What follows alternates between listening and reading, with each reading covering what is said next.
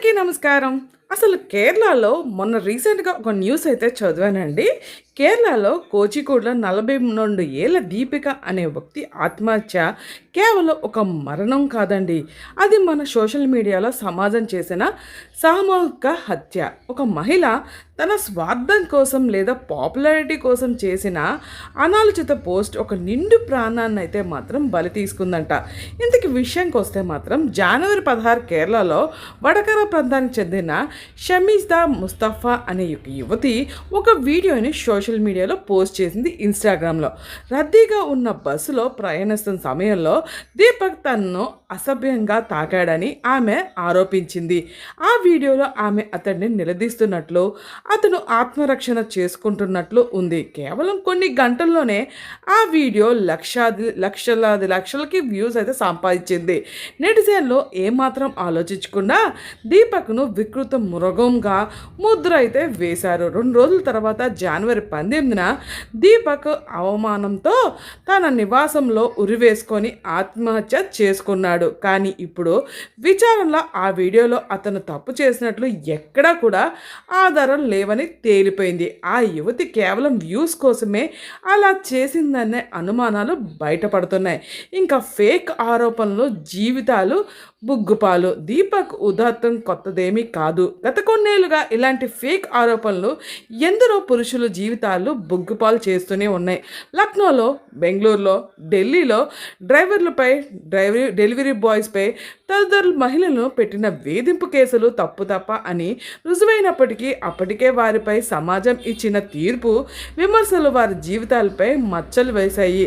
ఆరోపణను ఎదుర్కొన్న 4 ఏళ్ల తర్వాత నిర్దోషిగా తేలితే ఆ కాలం పొడవుగా అతను ఎన్ని అవమానాలు పడ్డాడో వర్ణ తీరం కూడా.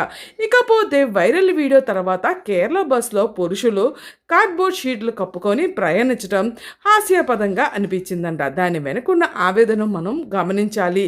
ఇది ఒక నిశ్శబ్ద విప్లవం.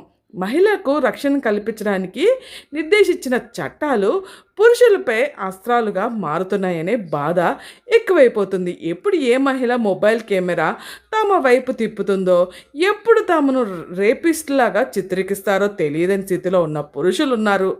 ఆరోపణ రాగానే సమాజం నిందుతుందని దోషిలా చూస్తుంది. నిర్దోషితో నిరూపించుకోవడానికి దశాబ్దాలైతే పడతాయి కోర్టులో. కానీ పోయిన గౌరవం తిరిగి రాదు కదా ఫ్రెండ్స్. ఇంకా డిజిటల్ కేసులు ఎలా పెడతారో చూద్దాం. మహిళల భద్రత కోసం ఉన్న 354, 509 వంటి సెక్షన్లు ఎంత ముఖ్యమో వాటికి దుర్వినియోగం కూడా అరికట్టే చట్టాలు కూడా అంతే ముఖ్యం.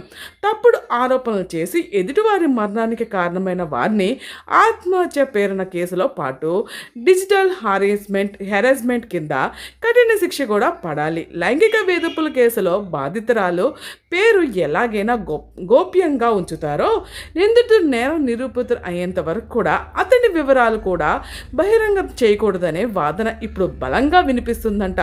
వైరల్ కావడం కోసం ఇతరుల జీవితాల్లో అడ్డుకోవడం క్షమించరాని నేరమని గుర్తించాలి. ఇకపోతే దీపక్ మరణం మనందరికీ కూడా ఒక గుణపాఠం. అబద్ధపు ఆరోపణలతో ఒక మనిషి ప్రాణం పోవడం అనేది నాగరిక సమాజానికి అవమానకరం.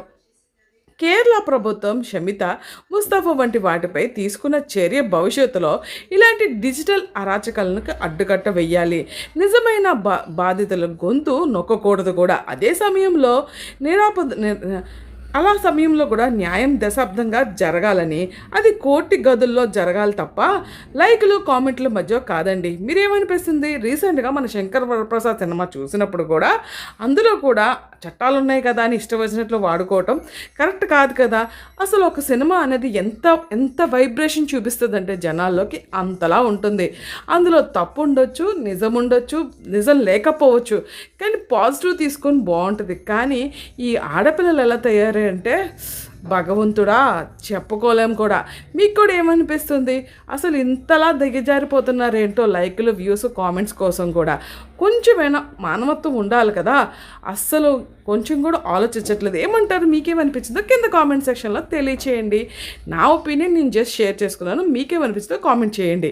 నాకు ఈ న్యూస్ చదివిన తర్వాత చాలా బాధ అనిపించింది. చిన్న సెకండ్ అసలు ముందు అతను తప్పు చేసేటలో ఆలోచించుకోకుండా మా ఓ తెగ వచ్చేస్తారమ్మా సొసైటీ, బయట జరిగేవో పట్టించుకోరు కానీ ఇలాంటి వాటికి ముందుంటారు. మీకేమనిపించిందో కామెంట్ సెక్షన్లో తెలియచేయండి.